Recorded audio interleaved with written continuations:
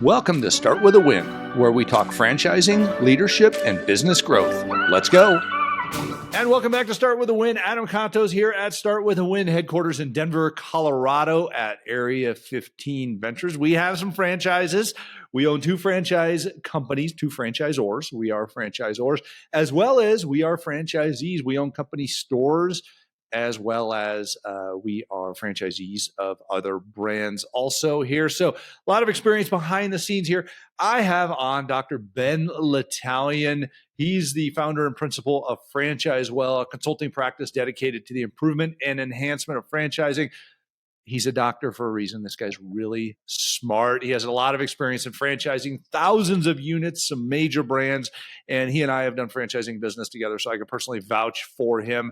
And he is one of the best fly fishermen on the planet. Thank you. So anyhow, Ben, welcome back to part 2 of the show. Thank you. Thank you. Glad to be here.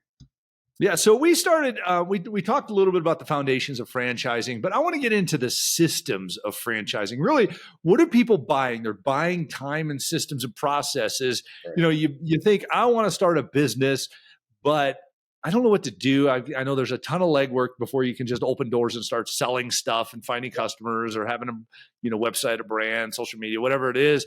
And franchises take care of pretty much all that stuff. So, except for, a lot of times customer acquisition is localized. So that's on the franchisee or the local unit. And we'll get into that here, but talk to us about, what does a franchise system look like? You've been a big guy on systems thinking. And, I know, like The Fifth Discipline is a book that, when I first met you, you're like, you need to read The Fifth Discipline. It's a fantastic book. It's about systems thinking. Talk to us about systems in business. Great. Well, thank you. Yes, systems thinking really helps you understand the franchise model. The franchise model is a very foreign business model to the average person who grows up in a work-a-day environment, right? You have a boss, the boss tells you what to do, and you do it or you get fired, right? So franchising is completely different. You own the business, but you operate under a brand and you follow a system. So that system that you're following is the most critical aspect of picking the right franchise, right? You might fall in love with a brand. You might have a lot of passion around a concept, but without that underpinning system, it's going to be on you to figure out how to operate effectively. And that's not a good reason to buy a franchise. So you want to look at those underlying systems.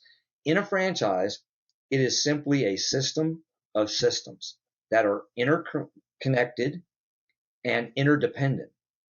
And what I mean by that is there's a system of selling franchises, right? So if you're a franchisor, you've got to have a system to find candidates, attract them, present your value proposition, and sign them up for your franchise, sell them the franchise. That system has to work in conjunction with the training system. Your system of training somebody who's never been in your business before, right, to become proficient at your business. I like to say you can't open a Subway and somebody walks in and says, hey, I want the bacon chicken ranch. You say, well, we're new. We haven't been trained on that yet. That's unacceptable, right? When you open, you got to be 100% delivering the value proposition. That puts a lot of pressure on a franchisor to fully train a franchisee before they let them loose. So that training system has to be working with the sales system, the operating system. Once you get trained and you get up and running, that operating system is how you operate the business day in and day out. That system has to be working in conjunction with the training system. Otherwise, you have weak links in your system. We talked about on the previous cast, technology. My gosh, the technology system is so powerful and so advanced today in franchising. And it's one, quite frankly, that a lot of people struggle with. That's why I'm seeing a lot of millennials getting attracted to franchising now, where they hadn't been in years past, because we've become so technologically advanced in our franchise operations. So those systems all have to work in conjunction with your marketing system, right? You talked about customer acquisition. If you're in brick and mortar, it's very different than if you're in a service industry. And so what is that acquisition system, customer acquisition system, that you're going to be using in order to build your business? So wow. Franchising is a very complex model that is oftentimes taken so lightly because it looks from the outside to be so simple. Well, it's fascinating when you start listening to the systems of systems here. I mean, this is like literally a machine, and a lot of people, they want to start a business. The American dream is to be an entrepreneur, and that's really what franchising facilitates: is somebody's ability to go out and start a business without having to figure out all of the ins and outs of the systems necessary around that. So ultimately, you would almost say that you're first of all, you're renting this system from the franchisor so that you can create cash flow. And that cash flow either allows you to, you've built a operating business that has a consistent customer base or something like that. Let's say, you mentioned the sub sandwich shop we shall not name again here. We'll talk about Port of Subs. Yes, exactly. It's a great example. Yes. Yeah. I mean, if we're talking two ends of the spectrum, Port of Subs is the way to go. Absolutely. And we look at their system of how they do everything, and it's even full disclosure here. I'm the CEO of Port of Subs. And Ben helped us with the acquisition of that business. So we're both very, very familiar with their systems. Their systems are down to the point where they tell you how many holes to drill in the bottle cap of the little container that you pour oil on the sub sandwich with. Yep. I mean, and the size of the drill bit, for crying out loud. Yep. We show them how to do that. The systems are so concise. How do you slice a tomato? How do you slice an onion? How do you lay the tomato pieces out in the little metal thing that you pull them out of to put on the sandwich? So, I mean, this is all very precise. Everybody, if you think of what you do at work, if you work for a corporate entity, or maybe you're an entrepreneur or something like that, and you're kind of winging it with your systems, if you were systematized, it saves you two things. It saves you time in operating your system, but it also gives you the ability to spend more time gaining customers. Absolutely. Therefore, you're leveraging the top line by doing this and probably saving expenses in the process. So systems are there for a reason, but sometimes people want to avoid those systems, Ben, when they buy a franchise and they're like, okay, you plug it in and it spits out dollar bills, which isn't the case. That does not happen, folks. Yeah. Don't fool yourself on this. Franchise is a model that you work within. Yeah. But people want to change that model sometimes, Ben. It seems like everybody comes up with their own variation or idea around it. I want to stress this, and Ben, can you give me some flyover on it? The franchisor usually has figured out ways to screw it up before they figured out ways to make it work. Don't try and screw it up. It ain't broke. Go work it. Ben, thoughts on these systems and sticking to them? Yeah.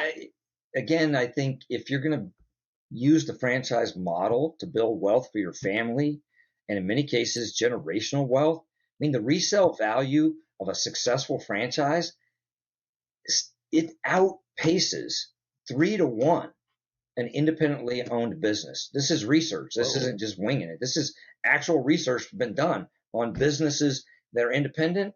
The exact parallel in franchising, 3 times the value. So should you pursue franchising as a way to build wealth and generational wealth? Yes, it's a great thing. But look at the systems underpinning the model. As you mentioned with Port of Subs, only 140 locations, but the systems they have in place are accurate, precise, proven, well-founded.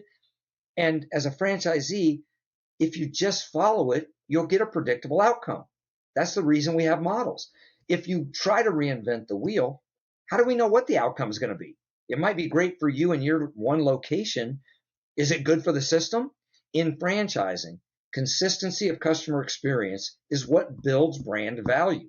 That means that sandwich is the same whether I'm in Las Vegas or in Reno or in Phoenix and I go get the number one. It should taste exactly the same. If it doesn't, we're not going to build brand value. Don't buy a franchise to change the system.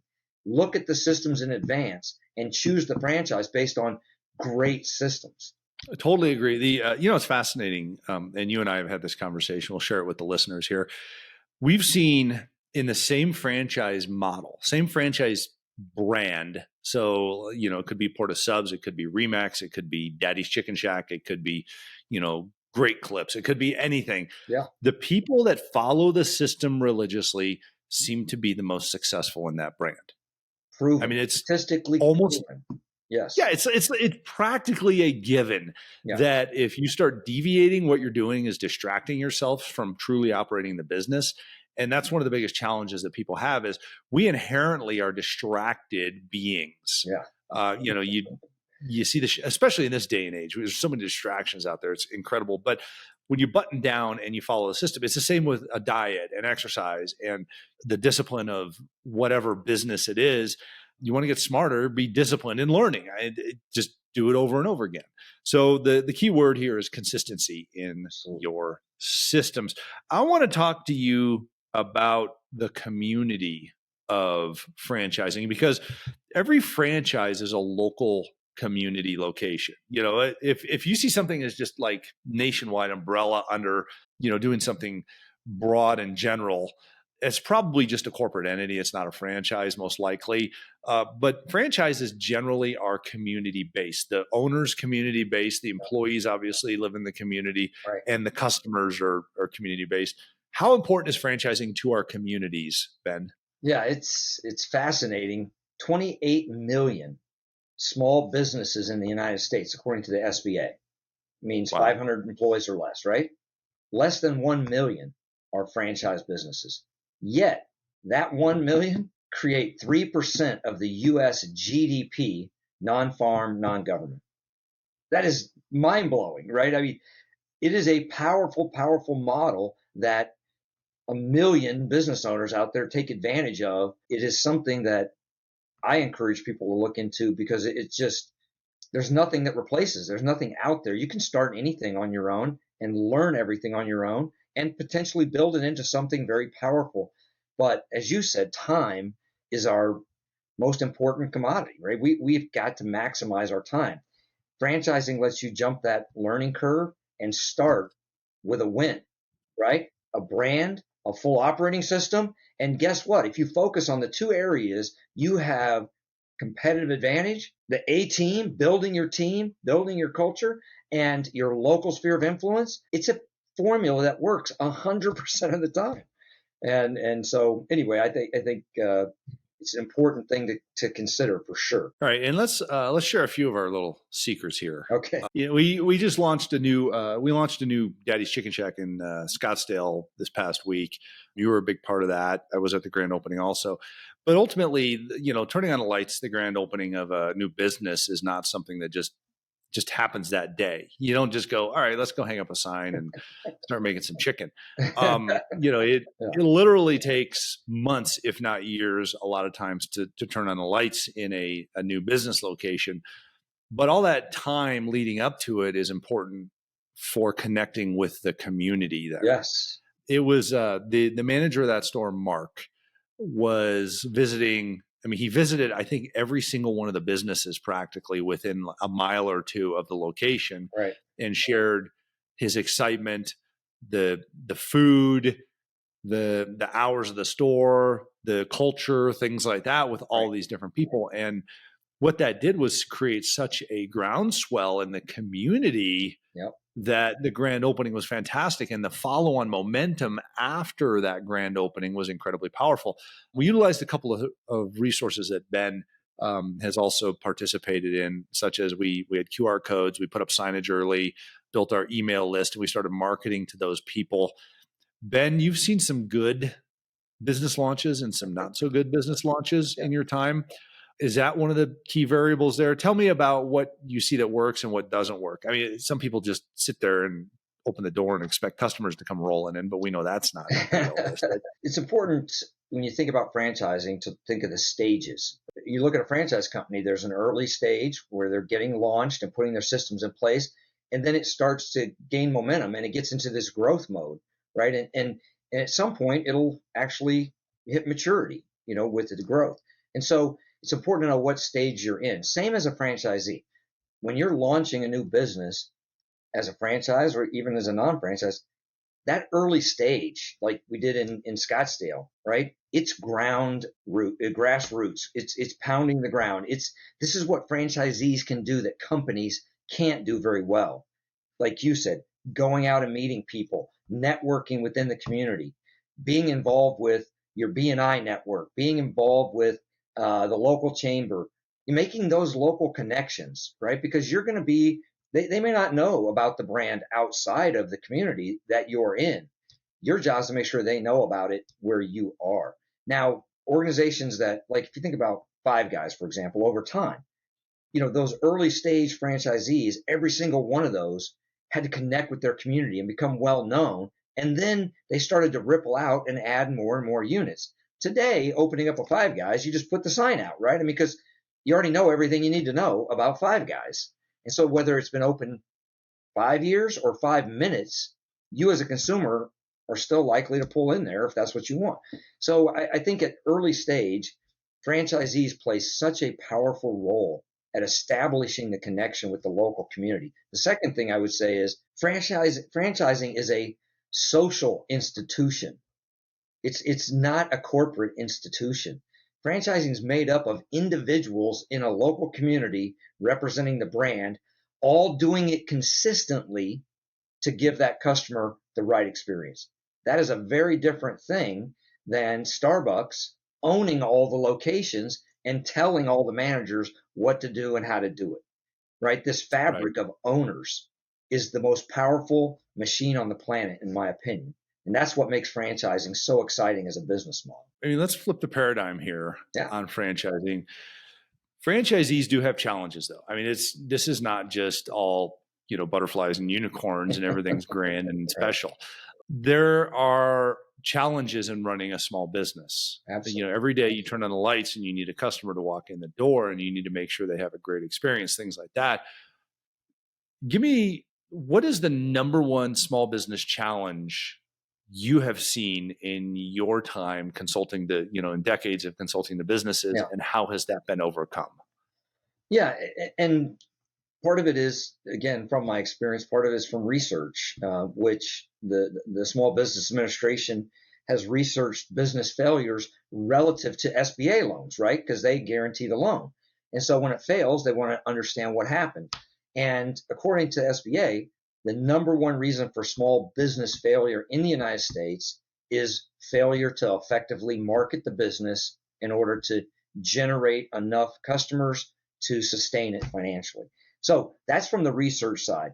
I would say from my personal experience, a couple of things. One, the franchisee who comes in who doesn't follow the system. We talked about it earlier.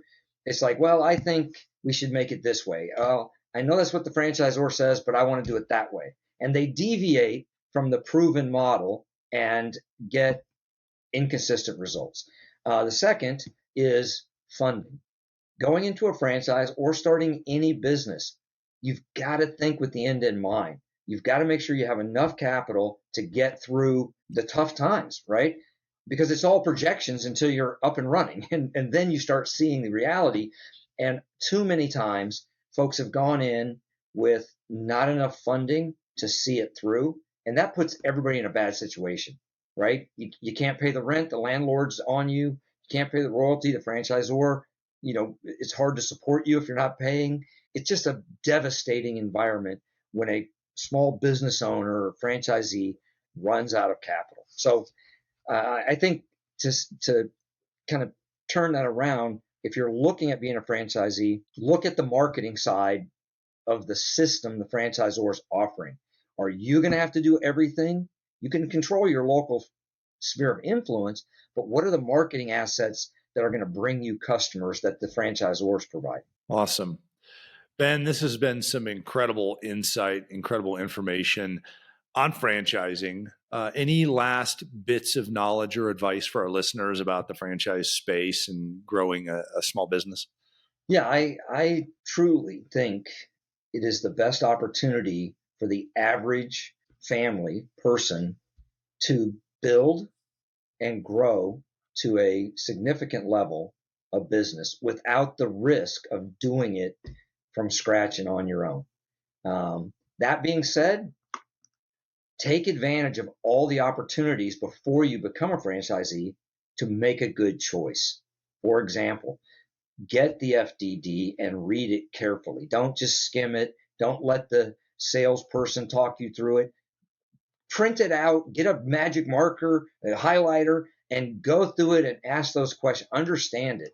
Secondly, talk to franchisees. They've already done it. They already made the decision.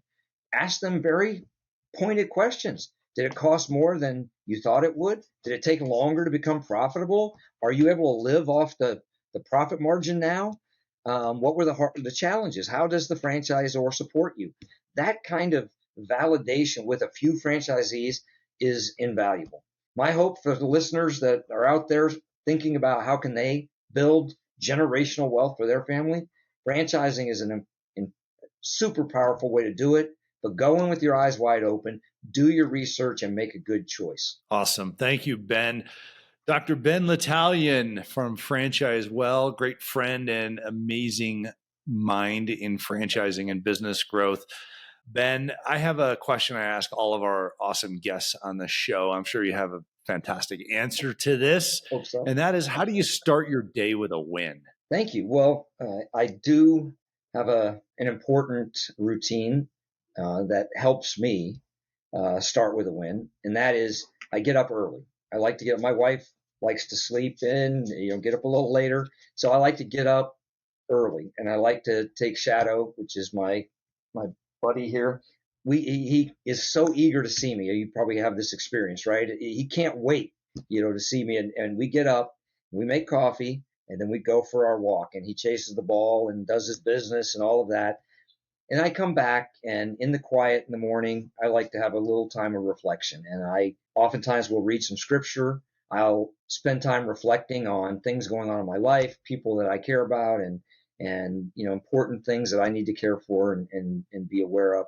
But it just gives me that opportunity to go into the day fully focused and effective. And so that's how I start my day with a win. Awesome. Dr. Ben Litalien, thank you for being on Start with a Win. We appreciate all you do for the industry, and thanks for starting with a win.